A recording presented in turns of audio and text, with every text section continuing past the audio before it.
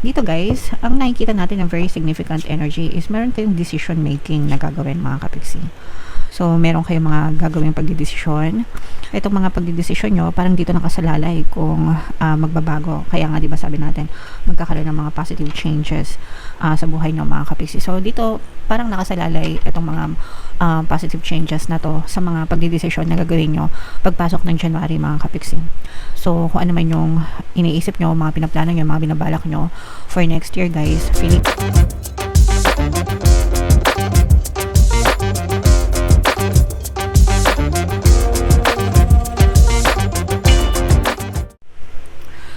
Hello guys, hello Taurus, welcome back to Pinoy Pixie Tarot. Ang pamagat ng episode natin for tonight is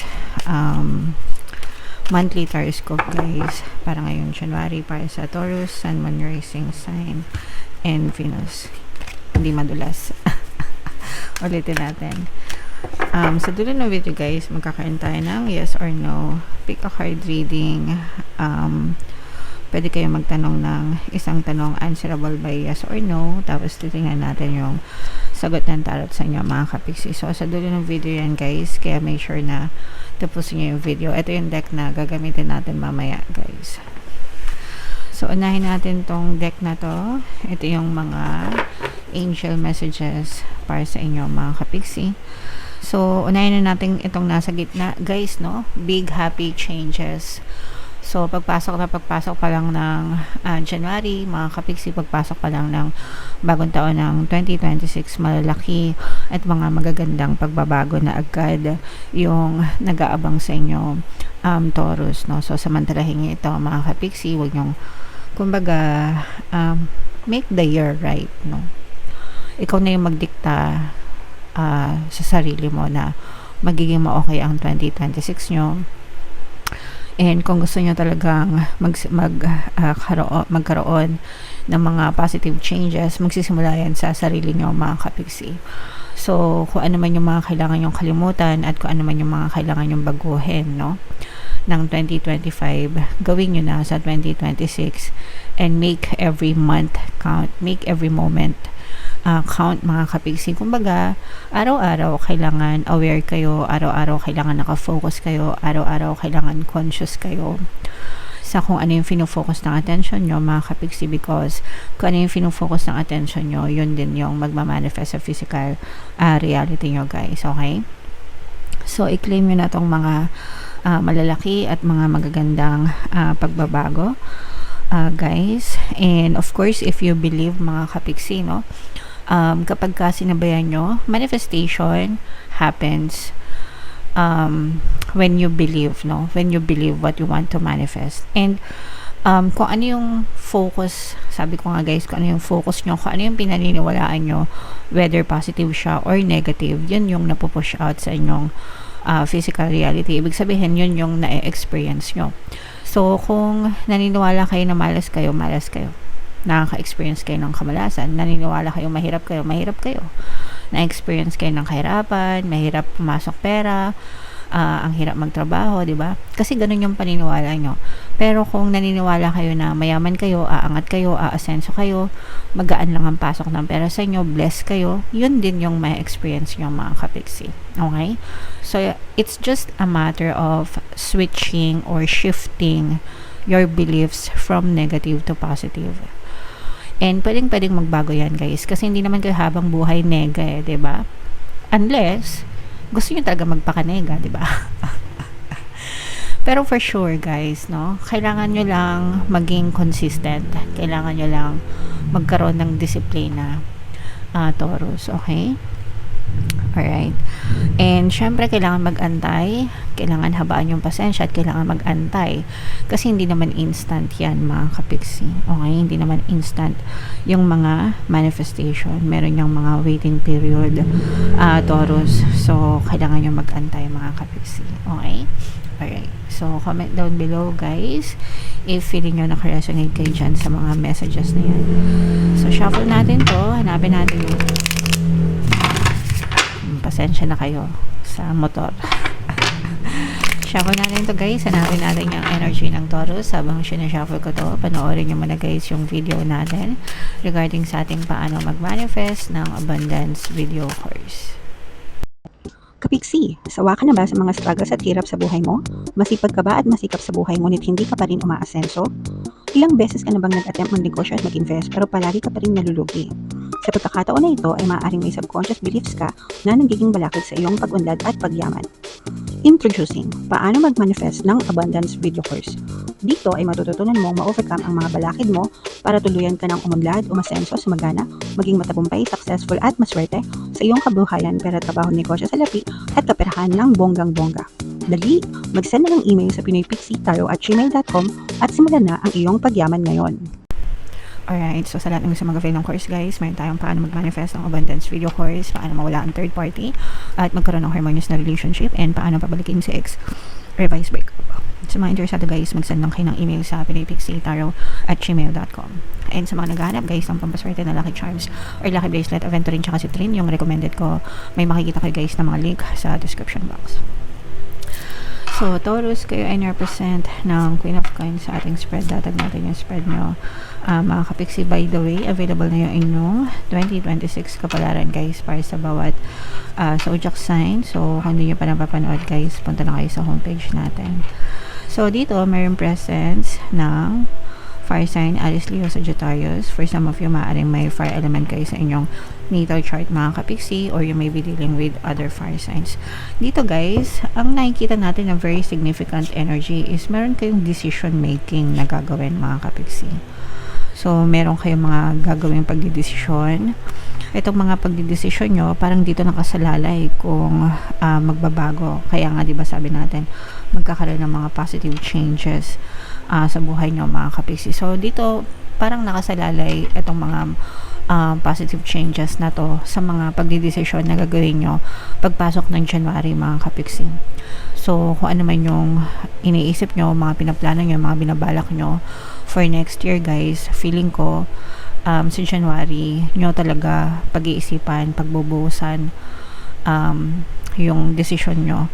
And pagdating naman sa pagdidesisyon guys, syempre timbangin nyo mabuti yung sitwasyon, diba? Timbangin nyo yung mga pros and cons. Huwag kayong magmadali mga kapiksi, take your time. And always tell yourself guys na everything is always working out in my favor, okay? Para talaga maging pabor sa iyo. Excuse me. Para talaga maging pabor sa inyo, no? Ayan, no? Puro decision ito mga kapiksi. These are all about decisions, decisions, decisions. Angel number 222 guys, no? I-check nyo yung ibig sabihin yan mga kapiksi. Pero nararamdaman ko talaga na may mahalagang decision kayo na gagawin for January, and yun yung magdadala sa inyo ng mga positive changes mga kapiksi, okay? So i-main nyo na yung mga mahalagang decision na yan guys. Eto, may mga mamamanifest kayo guys, no? These are money manifestations mga kapiksi. Ibig sabihin nito, itong mga decision nyo guys, magdadala yan ng more money at saka more success sa buhay nyo, no? More money, more income. Pwede may ma-manifest kayo na additional source of income na maaari magdala ng more money at saka more success, more progressive. Parang simula pa lang ng 2026, I'm sensing na parang ano na kayo, motivated, no? Hype na hype kayo. Siguro kasi nakapagpahinga kayo ng December holiday season, nakapag-isip-isip kayo. Pwedeng, parang nararamdaman ko rin na parang kinumpara nyo rin yung buhay nyo sa buhay ng ibang tao mga kapiksi. No? Parang kinumpara nyo yung buhay nyo sa buhay ng ibang tao, and parang na-realize nyo na siguro yung iba sa inyo, parang feeling nyo na pag-iwanan na kayo, ganyan. Kaya parang humahabol din kayo guys, no? Hindi dahil sa gusto nyo habulin sila, pero gusto nyo ring bumawi sa sarili nyo guys, okay? So yan, i-main na yung mga manifestation ng more money, more success para ngayong January guys. What else? Tingnan pa natin. Ito naman guys, maaari kayo magkaroon ng conflict naman sa ibang tao pagdating sa pera.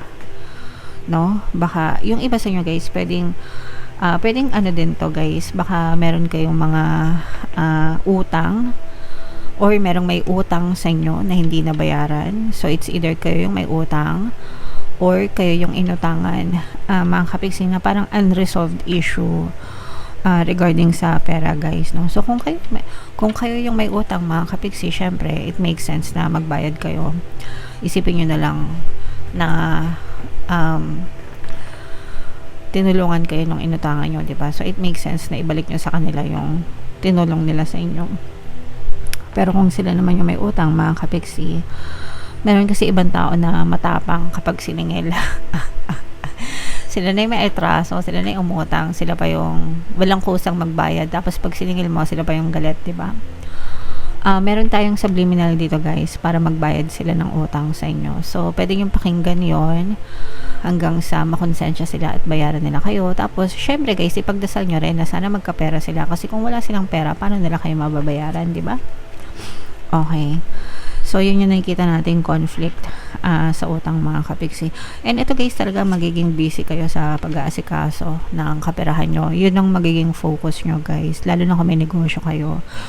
At saka kung nagsisimula pa lang yung business nyo mga kapiksi, parang binubuhos nyo muna yung 100% ng inyong atensyon sa negosyo nyo para lalo nyo pa itong mapalago guys, okay? So ituloy-tuloy nyo lang yan mga kapiksi, and i-mind nyo na itong mga magaganda, no? Mga magagandang desisyon, magagandang pagbabago, manifestation ng pera, more money, more success sa inyo para ngayong January guys, okay? So ito na yung ating yes or no pick a card reading. Huminga ng malalim mga kapiksi, tapos itanong nyo sa isip nyo kung ano yung gusto nyong malaman for January, tapos pili kayo ng isang card. By the way guys, kung gusto nyo matuto mag-manifest on your own, pwede nyo i-click yung join button dito sa baba. Kapag member na kayo guys, magkaka-access kayo sa mga manifestation videos ko mga kapiksi. Alright, so hinga ng malalim, itanong sa isip yung tanong nyo guys, and then pili kayo ng isang card. Ito yung card 1, ito yung card 2, ito yung card 3. Kung card 1 ang napili nyo, ang sagot sa tanong nyo ay yes. Kung card 2 ang napili nyo, ang sagot sa tanong nyo ay yes. Kung card 3 ang napili nyo, ang sagot sa tanong nyo ay no mga kapiksi. Okay? Alright. So, yeah. Comment down below if naka-resonate kayo dyan. Happy New Year sa inyong lahat guys. Happy 2026. Thank you so much. Samahan nyo ulit ako ngayon taon para sa isang buong taon ng general reading at mga subliminals dito sa ating channel guys. Ito yung inyong 2026 kapalaran. Ito naman yung ating success stories ng paano mag-manifest ng abundance video course. Click here to subscribe guys. Thank you for liking, sharing, and subscribing. See you next time. I love you all. Have a nice day. Bye-bye.